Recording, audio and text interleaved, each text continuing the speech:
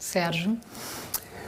Mônica, primeiro um prazer te rever. Fico tentado a te perguntar por quê, né? Qual é a sua explicação pelo fato de que 30 anos depois do Plano Real, o país ainda conviva com taxas de juros tão elevadas, taxas reais e nominais de juros tão elevadas. Então, eu vou abusar aqui, posso fazer duas perguntas? E a segunda pergunta tem a ver com o enquadramento que foi dado a esse debate que misturou a discussão sobre o regime de metas com a discussão sobre o nível da taxa de juros real. Você disse que o presidente do Banco Central adotou uma postura política na entrevista que fez ao Roda Viva. Mas o fato é que ele foi arrastado para a arena política também, e quem tomou essa iniciativa foi o presidente da República, que passou a se referir a ele como esse sujeito, né, e fez uma crítica frontal à política de taxa de juros do Banco Central, secundado pela presidente do PT, que chamou as taxas de juros de criminosas. Esse é um bom enquadramento para discutir esse tema? Vou começar pela sua segunda pergunta, porque ela é mais fácil. E é um prazer te ver também.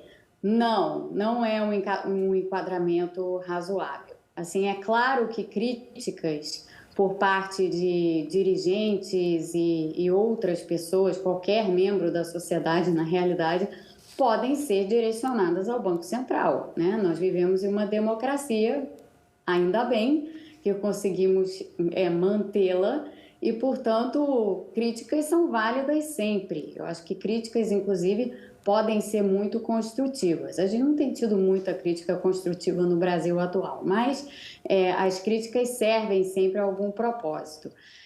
As críticas na sua forma, porque tem a questão da crítica pela crítica e a crítica na sua forma. A forma é algo importante.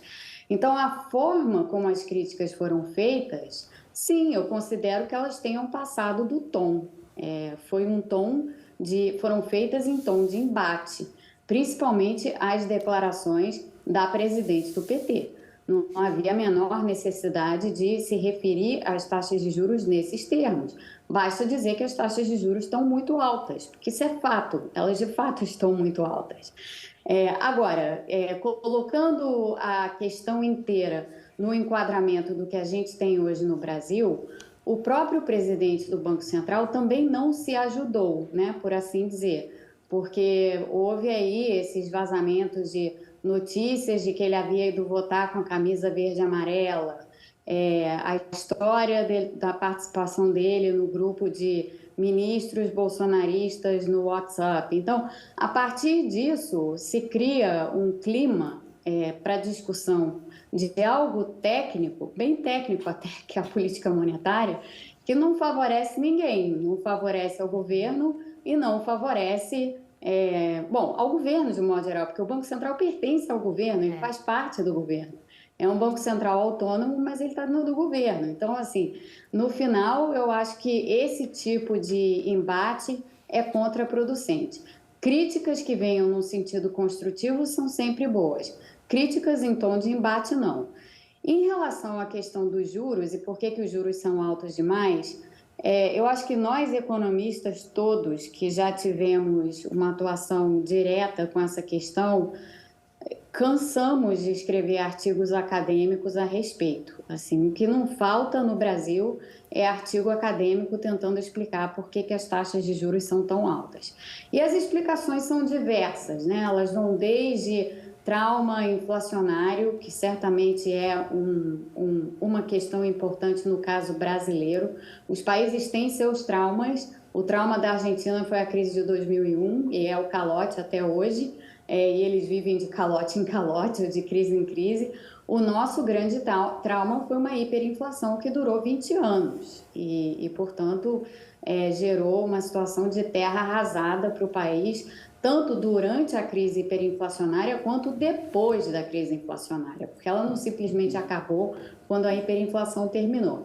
Então, eu acho que essa é uma questão. O Brasil vive extremamente preocupado com a inflação, isso faz parte do imaginário nacional, então eu acho que essa é uma questão de fundo, mas não é só isso, né? Eu acho que a gente ainda tem uma porção de problemas estruturais na forma como a política monetária funciona, a política fiscal funciona no enquadramento com a monetária e dentro disso tudo os arranjos que existem no sistema financeiro, porque só para que todos entendam, todos que nos ouvem agora entendam, a política monetária e a política fiscal, as políticas macroeconômicas, elas funcionam num contexto da economia como um todo, tendo o sistema financeiro como parte central desse arranjo. Então, é por meio do sistema financeiro que você sente os efeitos da política monetária e da política fiscal.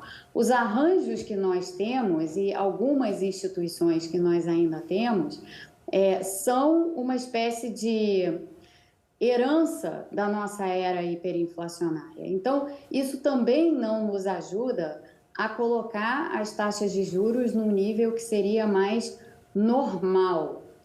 Então, há muitas razões, há muitas causas. Eu acho que a gente nunca vai conseguir identificar com precisão uma causa, ou apontar assim algo que seja unicausal determinante das altas taxas de juros no Brasil. São muitas coisas simultaneamente e que passam, sim, por reformas.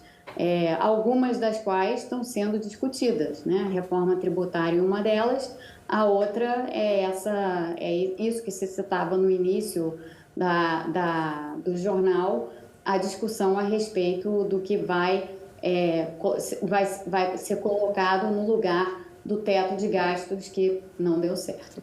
Mônica, muito obrigada pela sua participação, até a próxima, boa noite para você.